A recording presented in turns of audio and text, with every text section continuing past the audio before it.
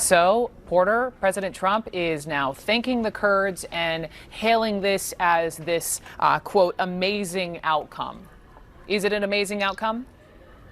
It is not. A couple minutes ago, Barbara covered it really well, actually. This is not a victory. This is not any kind of deal. The entire premise of the Turkish invasion was to set up a safe zone 20 miles deep into Syria that would be administered by them. This was unacceptable to the Kurds, which is why they are resisting the invasion.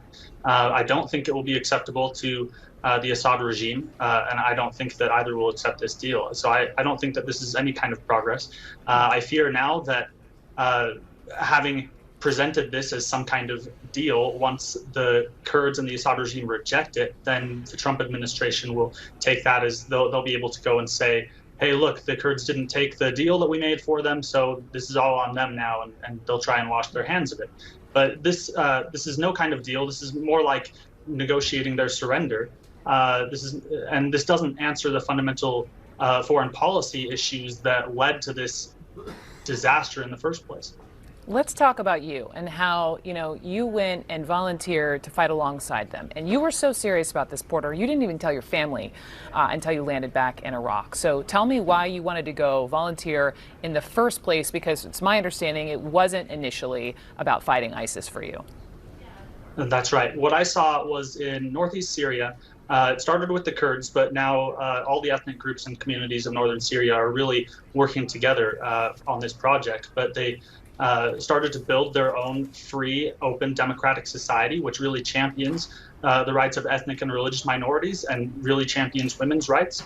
And in the midst, they were doing this in the midst of a brutal civil war where they're surrounded by ISIS on the south and a hostile Turkish state on the north.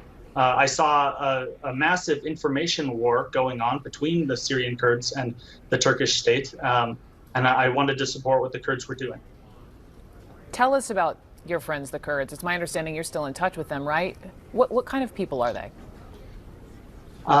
These are amazing people. A lot of these fighters, the people of northeast Syria, I mean, they've become really idealistic and really committed to fighting to establish a safe haven for what are really amounts to the full set of Western values that we hold dear in the United States and in the West.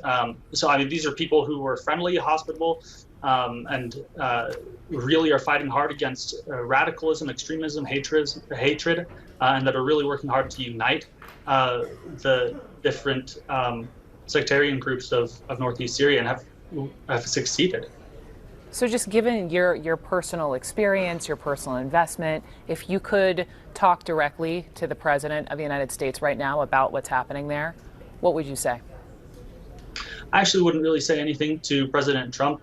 My message would be for the American people. I would want the American people to understand that we're in the middle of an information war that's been going on for years between the Turkish state and the people of northeast Syria. On the one hand, you have the Syrian Kurds who have set up a free and open society where journalists, foreign observers, human rights observers can come and go freely, can validate and investigate what's going on in northeast Syria. On the other side of this information war, you have the Turkish state, which is the world's #1 jailer of journalists and which does not cooperate with human rights observers, whether they be from the United States or the UN or wherever.